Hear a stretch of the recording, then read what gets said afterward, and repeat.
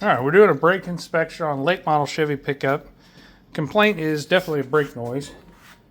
And you could not see the brake pad life without actually pulling the caliper off. So we've done that, and we have fairly consistent wear. This truck's got a little over 210 on it. It's really kind of a judgment call or a gamble, depends on how big of a gambler you are. We've got 200,000 miles on these set of calipers. They do have a phenolic piston in them. Definitely due for rear brakes here. They're down less than 25%. There's a little time. I mean, you could keep driving them a little bit.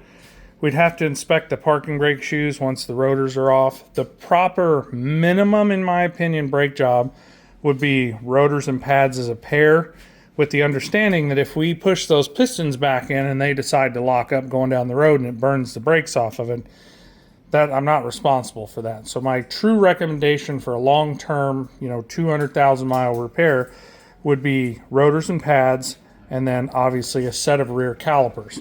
We are going to rotate the tires while we got this thing off. I'm going to showcase the fronts we have here.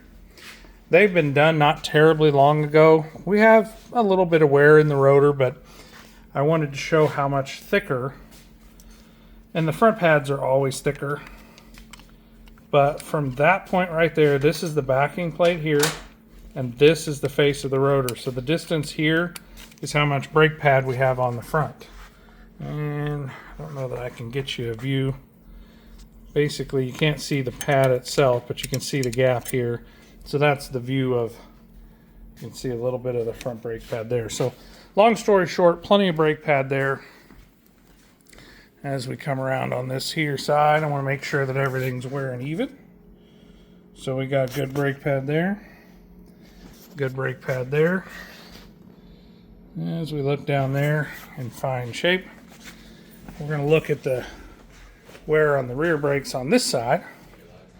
And you can see, like I said, last 25% or so.